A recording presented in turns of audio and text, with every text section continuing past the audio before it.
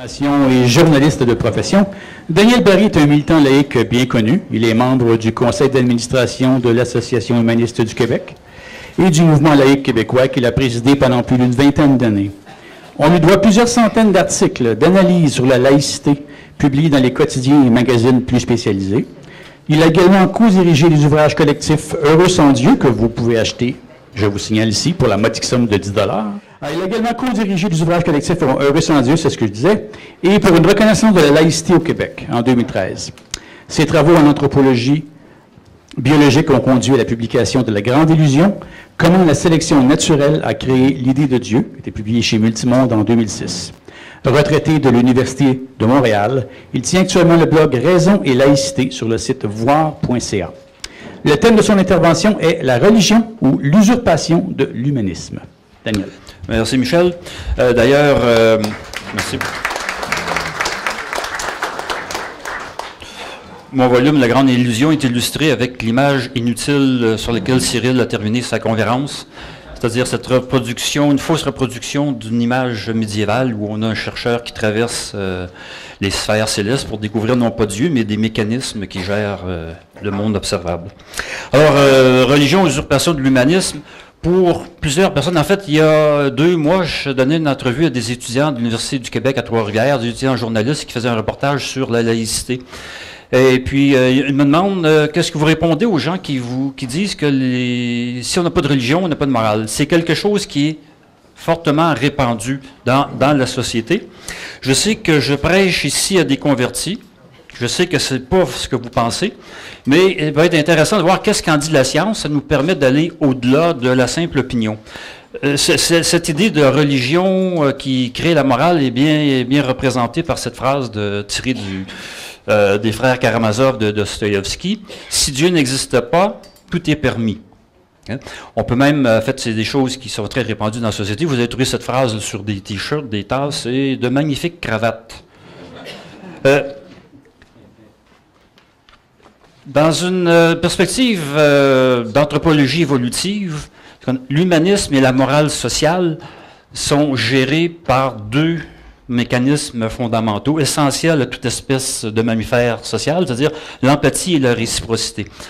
Ce n'est pas l'égoïsme qui fait de nous une espèce sociale, c'est qu'on est doté d'empathie. S'il n'y avait pas d'empathie, il n'y aurait pas d'espèce sociale, en fait, qui puisse exister sans un minimum d'empathie. Même chez les mammifères, s'il n'y a pas d'empathie, chez les oiseaux, s'il n'y a pas d'empathie des parents envers le petit, envers leur nourrisson, l'espèce disparaît. Donc, 2 éléments essentiels, l'empathie et il faut qu'il y ait réciprocité dans toute société. De ces 2 grands mécanismes essentiels de toute espèce sociale découle la règle d'or qu'on observe dans toutes les sociétés à toutes les époques. Quelle que soit la culture, quelle que soit la religion. La règle d'or qui dit que de ne pas faire aux autres ce qu'on veut pas qu'il nous soit fait. Les religions enseignent cette règle-là, mais si on la retrouve partout, c'est que ce n'est pas un produit de la religion. Les religions diffèrent selon les cultures, mais cette règle, en fait, qui est composée essentiellement d'altruisme, en fait, il y a différents termes par lesquels la règle d'or va être exprimé dans le langage, va être exprimé dans la culture. On va parler d'altruisme, de compassion, d'amour, entraide, solidarité, un terme plus politique, mais qui réfère au même mécanisme. Générosité, bonté, justice, partage. Et leur contraire, parce que défaut d'empathie et de réciprocité va entraîner le contraire de ces habiletés psychosociales nécessaires à la vie en société. Alors, on part de ça pour parler de morale dans une perspective d'anthropologie évolutive, c'est-à-dire que l'empathie est la base. Quand on parle de, en fait, ce que dit la science sur la relation entre morale et religion, les études varient beaucoup. Moi, je vous présente quelques études. En fait, c'est le plan d'un chapitre d'un volume à venir qui va traiter, entre autres, le chapitre va traiter de morale et religion. Que dit la science sur le sujet? Les résultats sont extrêmement variables parce qu'il y a beaucoup de variables qui sont prises en considération. Alors, ça varie selon le type de comportement moral qui va être étudié. Est-ce que c'est ce qu'on appelle l'altruisme, la coopération? Est-ce que c'est l'équité, la générosité? Le type de religiosité qui est mesuré. Les marqueurs de cette religiosité, est-ce qu'on parle de la croyance? Est-ce qu'on parle de la pratique, de piété, spiritualité? J'aurais pu allonger les listes. le type de données, est-ce que c'est des données de recensement, est-ce que c'est des données auto-rapportées ou des données d'expérience en laboratoire? Tout ça, tous ces facteurs vont faire varier les résultats obtenus. C'est pour ça que vous allez avoir des études qui vont dire oui, il y a un lien entre religion et morale, mais il y a une constance de ces études que je vais vous donner aujourd'hui et qui, même dans les études qui disent qu'il y a une corrélation, c'est que la religion n'est jamais l'origine du comportement moral. Et bon, ça varie aussi selon le sexe, l'âge et la personnalité des répondants. Excusez-moi. Bon, un premier élément, ici, une étude qui a mesuré, en fait, le chercheur Saslow est parti du problème suivant. Si c'est la religion qui amène les croyants à être altruistes, qu'est-ce qui motive les incroyants? Alors, son hypothèse était, c'est la compassion. Déjà, en partant, si c'est la compassion, c'est que ce n'est pas la religion qui crée la compassion. Alors, il a pris, en fait, vous avez un modèle, vous avez un graphique ici à plusieurs variables, il y en a 5 ou 6. La ligne pleine, c'est ces sujets qui ont moins de religion, donc les incroyants sont dans ce groupe-là. La ligne pointillée, les gens qui ont une religiosité plus forte. Et, bon, l'étude en question présente trois travaux, je vous présente seulement le troisième. Ce qu'on peut observer ici, c'est que les gens qui ont peu de religion, donc faible religiosité, ou les incroyants qui en font partie, ont manifesté plus de compassion pendant l'exercice en question, qui était une mesure. Il y avait 5 mesures de la générosité, c'est-à-dire il y avait 5 mesures de la compassion qui est mesurée par la générosité économique dans une expérience de laboratoire. Expérience, c'est pour ça qu'on dit ici en contexte réel. En fait, c'est avec des jetons qui ont une valeur. Il y a des jeux, on échange, et puis on voit jusqu'où les personnes sont prêtes, font preuve de générosité. Donc, nos gens sans religion ont exprimé plus de compassion, et non seulement en ont exprimé plus, mais la compassion des gens sans religion a entraîné plus de générosité que les gens religieux, et ou même pendant l'exercice, leur générosité ou même le marquage de compassion a diminué. Religion et dilemme du prisonnier. 2 mots sur ce qu'est le dilemme du prisonnier. En fait, vous avez 2 prisonniers qui sont interrogés séparément et sont soupçonnés d'avoir commis, tu vas être libre, mais l'autre écope pour 10 ans. Normalement, c'est ce qu'on ferait. On s'en tirerait facilement de cette façon-là. Dire, moi, c'est lui qui a fait le crime, c'est pas moi, donc je suis libre, l'autre écope pour 10 ans. Mais l'autre peut dire la même chose. Donc, j'écope, moi, pour même chose, je vais écoper pour 20 ans, c'est lui qui va être libre. Si on fait ce genre de jeu, c'est utilisé là, pour pouvoir mesurer le niveau de coopération entre des individus. Ça va varier selon qu'on sait les caractéristiques de l'autre partenaire, qu'on le connaît ou qu'on ne le connaît pas, c'est un étranger, ce qui fait partie de ma religion, etc. Quand on fait plusieurs tours de ce type de jeu, on s'aperçoit que la stratégie gagnante, c'est de se taire. Se taire ici, c'est-à-dire, c'est coopérer. Je sais que si je ne dénonce pas l'autre, j'écope pour 1 an, et lui aussi. Mais, en fait, c'est là qu'il y a la stratégie gagnante, parce que quand on multiplie les tours, on est certain de ne pas avoir plus qu'1 an. Je ne sais pas si vous me suivez, là. Alors, l'étude ici que je cite, Sui-Hoon Xuan, a montré que dans ce type de jeu, quand on connaît, le fait de connaître la religion de l'autre entraîne plus de gestes coopératifs. Et ça va même contre l'idée que il y a plus de gestes coopératifs que le fait de connaître l'appartenance ethnique de l'autre. Alors que les sociologues nous disent que c'est surtout les signes visibles qui vont créer des appartenances. Ici, c'est plus ce que pense l'autre et est-ce qu'il est de ma propre religion qui va être un facteur plus déterminant de coopération, donc d'altruisme entre 2 personnes.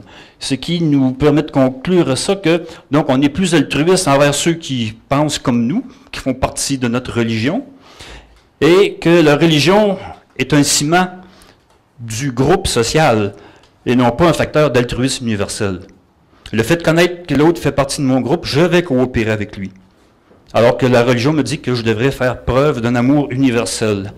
Un autre type de test utilisé, c'est encore ici sur la générosité, le jeu de l'ultimatum. Le jeu de l'ultimatum, on donne 10 $ à un joueur, on dit, tu partages avec l'autre que tu ne connais pas. Si l'autre accepte ce que tu veux lui donner, vous ramassez ce que vous avez chacun. Donc, Logiquement, on devrait donner entre 4 et 5 $. On est sûr de ramasser 5 ou 6 $. Alors ça aussi, ça est plusieurs variables. Quand on introduit plusieurs variables dans ce type de jeu, ça montre quel est notre degré d'empathie, d'altruisme, ici mesuré par la générosité économique. Alors, neutral prime. Qu'est-ce qu'un prime? En fait, on conditionne l'amorce, le prime, l'amorce du comportement conditionné, soit par une lecture religieuse, si on veut conditionner par des éléments religieux. Ça peut être même des mots, un conditionnement presque subliminal, des mots qui apparaissent à l'écran, des mots de nature religieuse. Ici, le jeu en question, en fait, l'étude de Sharif et Noranzayan, un conditionnement neutre, c'est-à-dire que c'est des mots comme crayon, chemise, bateau, des mots qui n'ont pas de connotation morale ou religieuse. Donc, ça donne le tableau des dons. Je vais faire apparaître l'autre pour avoir les bonnes coordonnées.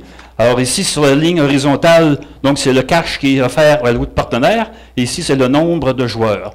Donc, vous avez donc 10 joueurs qui ont décidé de rien donner. Mais ils se ramassent avec rien. Je n'ai peut-être pas compris la règle, mais en tout cas, avec un conditionnement qui fait appel à des concepts religieux. Dans cette étude-là, c'était clairement des mots qui apparaissaient sur un écran. Okay? Donc, les gens, pour mesurer si ce conditionnement religieux va entraîner plus de générosité de la part des joueurs. Alors, vous avez ici 5 joueurs qui ont donné 5 $. On voit la différence de profil entre les deux types de conditionnement. Il y en a même ici, il y en a qui ont donné 10 $ au complet. Il y en a au moins, il y en a 3.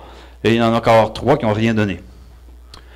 Donc, le conditionnement religieux nous entraîne à être plus religieux, à être plus généreux. Mais voici à quoi ils voulaient en venir. Conditionnement séculier. Là, ce sont des mots de justice sociale qui apparaissent, qui sont lus, qui font donc appel à la coopération sociale. Vous avez à peu près exactement le même profil. Vous avez encore 5 individus qui ont donné on a 5 individus qui ont donné 10 $. C'est-à-dire que c'est le contraire. Le nombre d'individus ici. On en a 10 qui ont donné 5 $. On en a encore 4 qui ont même donné 10 $ au complet à l'autre joueur.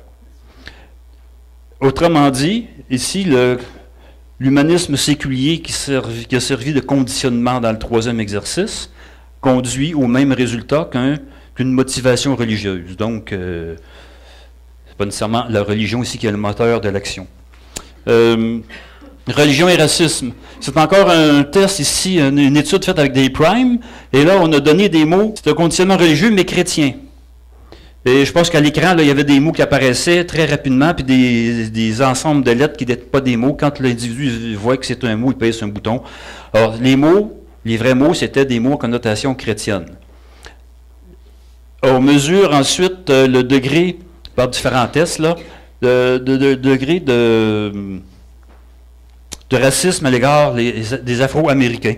Et c'était mesuré, si je suis mis sur mes fiches, le racisme ici était mesuré par la crainte, le dégoût, la pauvreté, les maladies attribuées aux Afro-Américains.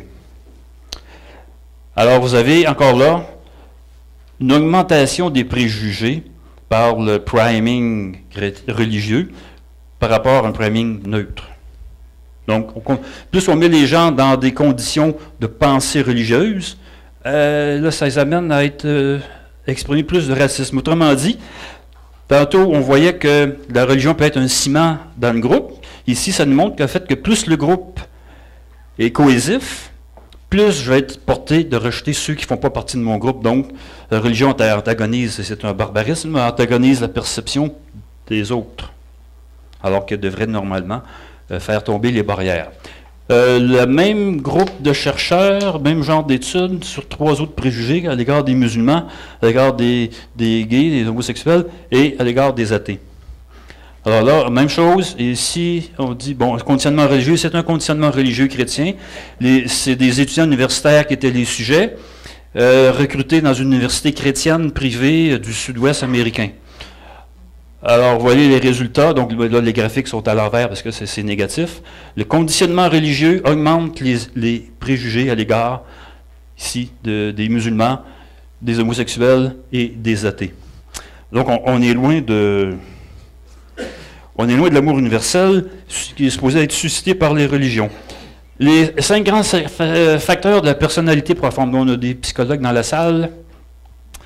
C'est un modèle de la personnalité qui est fréquemment utilisé en psychologie, qui nous permet d'observer, de comprendre la personnalité de chacun.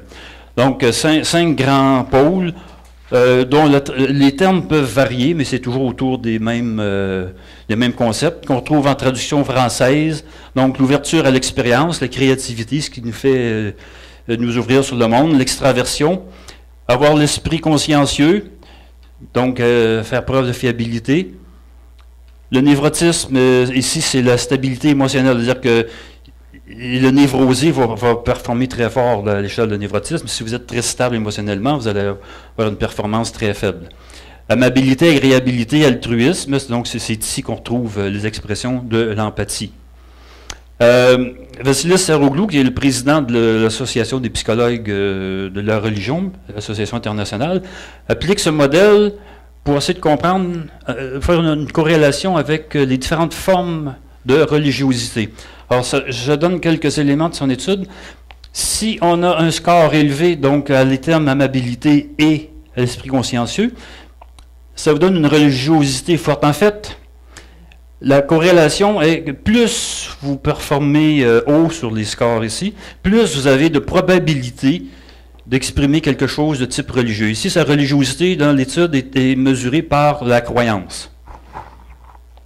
Si, en plus des scores élevés sur ces 2 éléments, vous avez un score faible sur la curiosité, créativité, ouverture au monde, ça vous donne une religiosité de type fondamentalisme.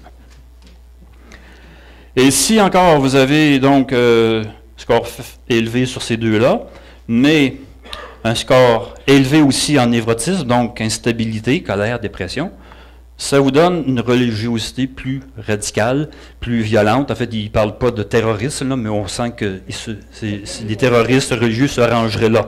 C'est une religion où Dieu est violent, on craint Dieu, et puis il faut faire le maximum, tout ce qui est possible de faire pour obtenir les faveurs, pour accomplir les faveurs de Dieu. Donc vous vous demandez, j'imagine, quel est le portrait des humanistes.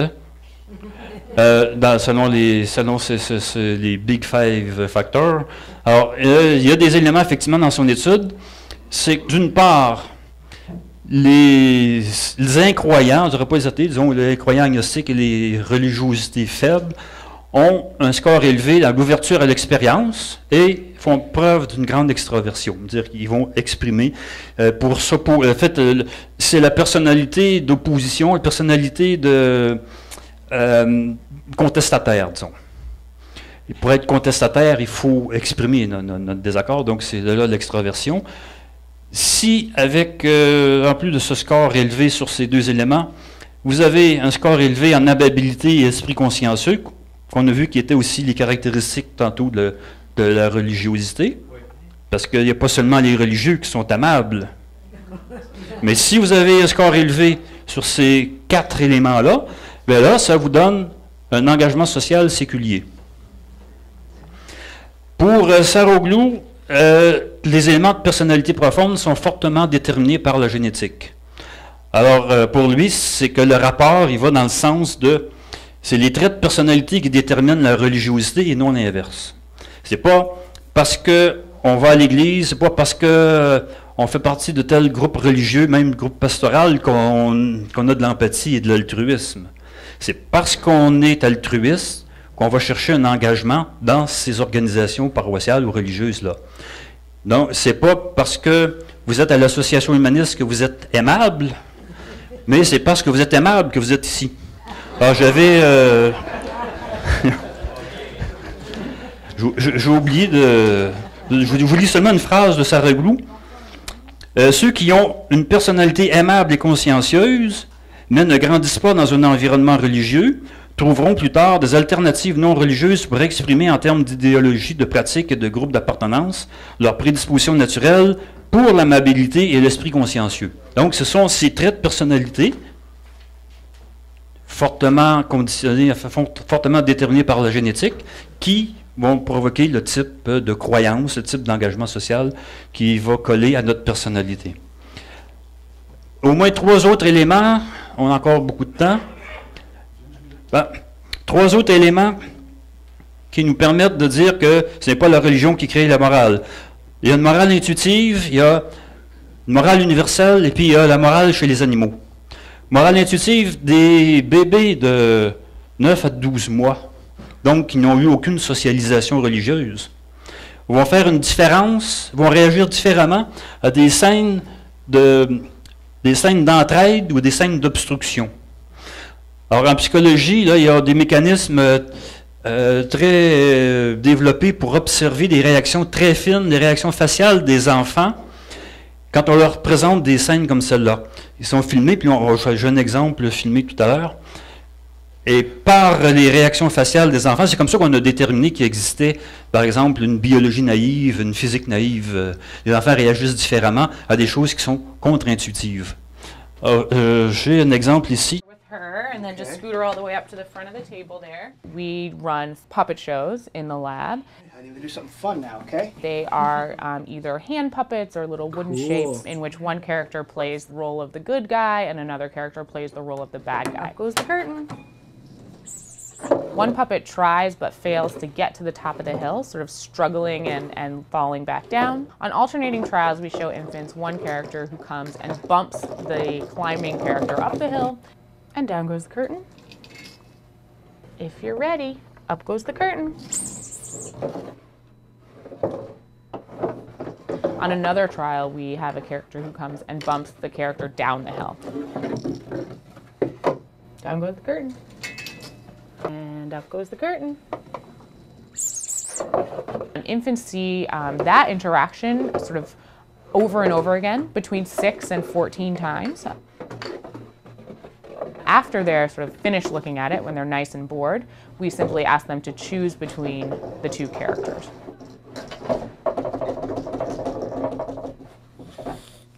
All right, great. So we are all done with that part. We're just going to have her choose between the puppets now. That one. All right, good job. That was. Alors, la petite fille a réagi différemment, était plus une réaction positive face à une situation d'entraide et contrariée face à une situation de contrainte de 2 objets primairement avec des formes primaires anthropologiques, là, anthropomorphiques plutôt. Donc seulement des formes géométriques avec des yeux. On s'aperçoit aussi que les enfants prêtent des attributs humains dès que l'objet est minimalement anthropomorphisé. Donc, ça nous dit qu'il y a des structures innées qui permettent au bébé d'apprécier ce qui est bien, ce qui est mal dans les gestes qu'il observe autour de lui, pas seulement pour lui, mais également pour les autres. Il n'a pas appris ça, là, que c'est bien de s'aider à monter la côte, puis que c'est pas bien de l'empêcher. Il y a quelque chose d'inné qui lui fait comprendre qu'il y a des gestes bien, des gestes mal. Ça va être la base de nos comportements moraux. Ça nous permet de dire qu'il y a une morale universelle. Les lecteurs de Free Inquiry connaissent Mark Hauser. En fait, je sais qu'il est tombé en disgrâce à un moment donné, mais ça n'enlèvait rien à l'étude dont je vais parler. On présente des dilemmes moraux non familiers à des personnes, et puis dans toutes les sociétés, dans toutes les cultures, dans toutes les religions, ils sont perçus de la même façon. Par exemple, on dit, bon, le fameux dilemme du tramway. Le tramway s'en vient, vous êtes l'aiguilleur, et puis normalement, le tramway va passer sur la voie où il y a 5 ouvriers, le conducteur ne le sait pas. Ça n'arrive pas, ça, de mon cas. Et vous avez le choix de faire dévier le tramway sur l'autre voie, où il y a seulement un ouvrier qui travaille. La question, est-ce qu'il est moralement permis, moralement interdit ou moralement obligatoire de faire dévier le tramway? Bon, il pourrait y avoir plusieurs réponses dans la salle. Normalement, il est moralement permis de le faire. Par contre, vous êtes sur le pont et puis vous avez un gros bonhomme.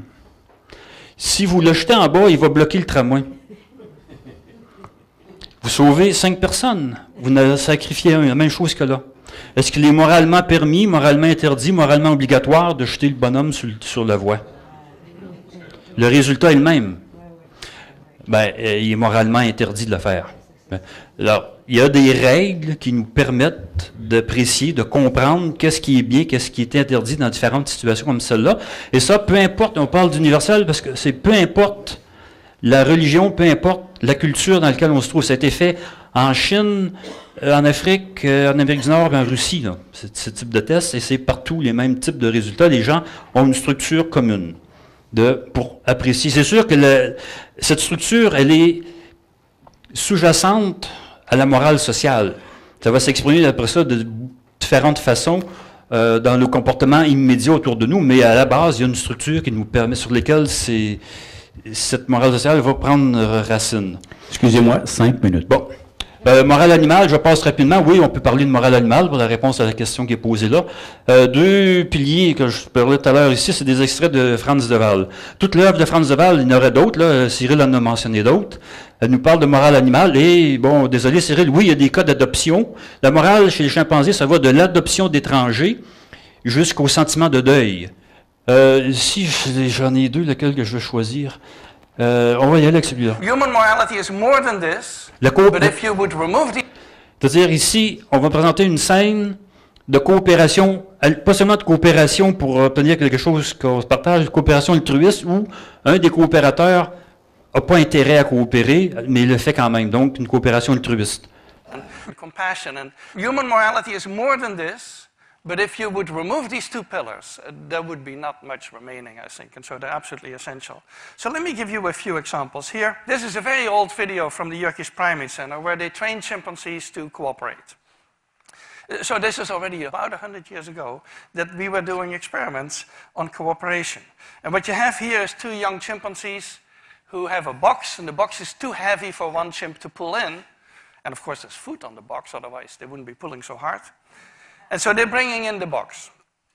And you can see that they're synchronized.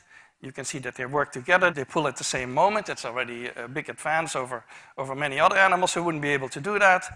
And now you're going to get a more interesting picture because now one of the two chimps has been fed. So one of the two is not really interested in the task anymore.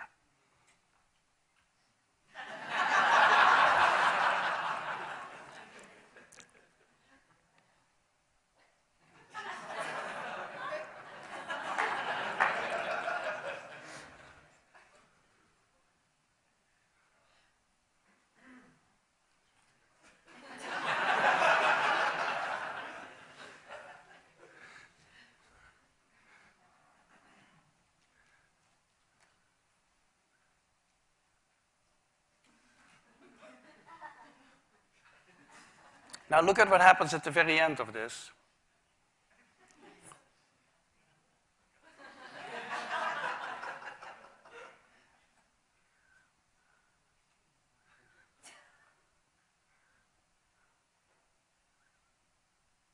He takes basically everything. Donc, vous avez un des deux chimpanzés qui était bien nourri, il n'y avait pas de gain, pour lui, de tirer, mais il l'a quand même fait. Bon, oui. Il en prend un morceau, l'autre s'empresse tout de suite de prendre ce qui reste, il prend les deux siens, mais il y a eu une coopération altruiste dans ce geste-là. C'était fait même avec des éléphants qui à travers un grillage comme ça, tirent un plateau trop lourd pour un seul, ils tirent le plateau avec une corde et leur trompe. Un éléphant qui est très bien nourri, une fois que le plateau est arrivé, l'autre s'en va, puis il y en a un qui mange. Je vais passer rapidement sur celle-là, je n'aurai pas le temps de présenter la vidéo. On parle de sens de l'aversion, en fait de l'aversion pour l'iniquité. Ici, c'est chez des capucins. Dans l'expérience, il doit donner un caillou à l'expérimentateur. En échange, l'expérimentateur donne un raisin ou un cocombe. Quand l'un des deux capucins voit que le voisin a un raisin plutôt qu'un cocombe, il se fâche. Parce qu'il y a une perception d'injustice, parce que lui, il reçoit un cocombe pour la même tâche que l'autre qui a un raisin qui est meilleur que le cocombe. Et il lance le cocombe. Oui, il n'en veut pas. Il tape du pied, il cogne sur le grillage, le saccage, il lance le cocombe. Bon, je vais vous le faire. Je vais vous faire jouer. The one on the right is the one who gets grapes. The one who gets cucumber, note that the first piece of cucumber is perfectly fine. The first piece he eats.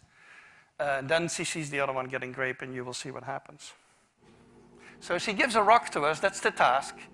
and we give her a piece of cucumber and she eats it.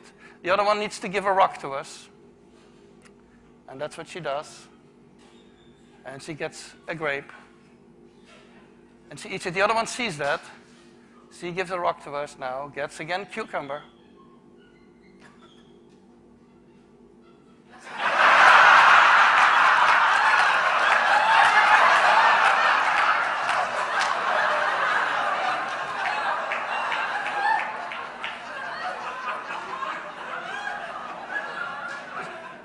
She tests the rock now against the wall. She needs to give it to us.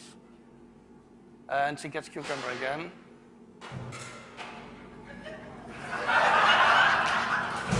Alors, on a ici donc deux négatifs. La aversion pour l'iniquité, dit positivement, ce serait le sens de la justice, qu'on observe même chez les capucins beaucoup plus loin génétiquement que nous que le chimpanzé de tout à l'heure.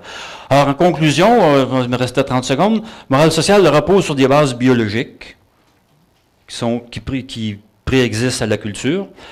Ce sont ces mécanismes qui s'expriment dans l'humanisme séculier, en fait, de toute forme d'altruisme, qui sont religieux ou séculiers, et prétendent donc que la religion est la source de la morale sociale et de l'humanisme, de l'empathie et de l'altruisme. C'est une usurpation de l'humanisme.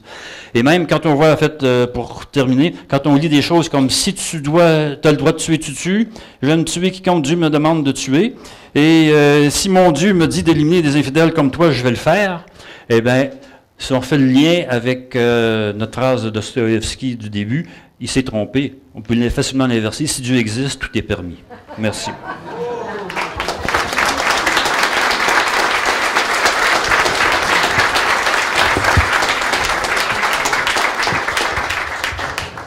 OK, on va passer tout de suite au prochain conférencier parce qu'on a pris notre 30 minutes. Ou une question peut-être? Ou non? Est-ce que quelqu'un a une question? Oui.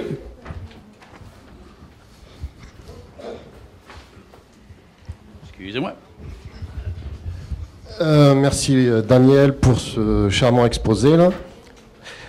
J'ai une question concernant la morale sociale. Est-ce qu'elle ne se rebiffe pas face à l'autorité, qu'importe fût-elle? Je fais allusion aux expériences de Stanley Milgram des années 60. S'il ne se rebelle pas contre quoi? Non, je reformule. Donc, la morale sociale, ou la morale universelle, si tu veux, est-ce qu'elle ne se rebiffe pas face à l'autorité, qu'importe fût-elle cette autorité? Allusion faite aux expériences de Stanley Milgram des années 60. Moi, je pense que dans un groupe social, il faut toujours qu'il y ait un minimum de respect de l'autorité, sinon il n'y aura pas de hiérarchie, on ne parle plus de société à ce moment-là. Il arrive que l'autorité en question va être despotique, et là, il y a une rébellion. Ça se voit très bien dans les sociétés de loups et de chimpanzés, où si le chef est vraiment despote et trop cruel, il va être renversé. Il y a effectivement, il y a une certaine stabilité qui doit être atteinte entre tes intérêts individuels et l'intérêt du groupe dont tu fais partie. Et si le despote, ben lui, le groupe ne fonctionnera pas bien. Okay? Il faut un chef éclairé.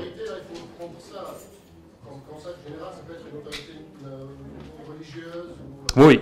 En fait, l'autorité religieuse, c'est simplement une transposition de l'autorité du chef dans un groupe social. La religion, c'est l'obéissance à un chef invisible, simplement.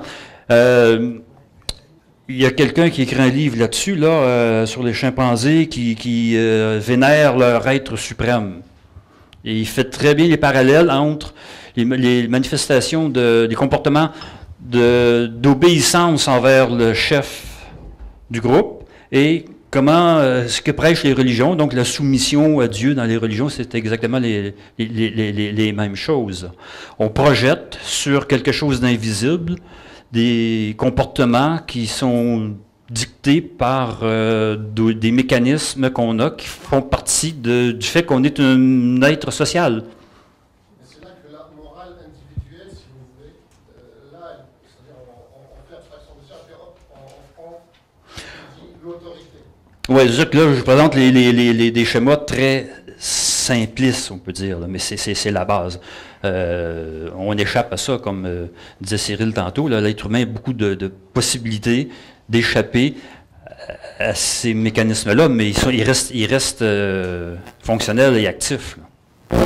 Mais la culture se développe beaucoup, et puis on fait autre chose. En fait, le chef, on peut choisir le chef qu'on veut, c'est pas nécessairement le chef d'État. Dans ta religion, le chef, c'est soit Dieu, soit son représentant sur la terre. Bon, alors je passe au suivant. Je vous remercie beaucoup. OK. Merci beaucoup.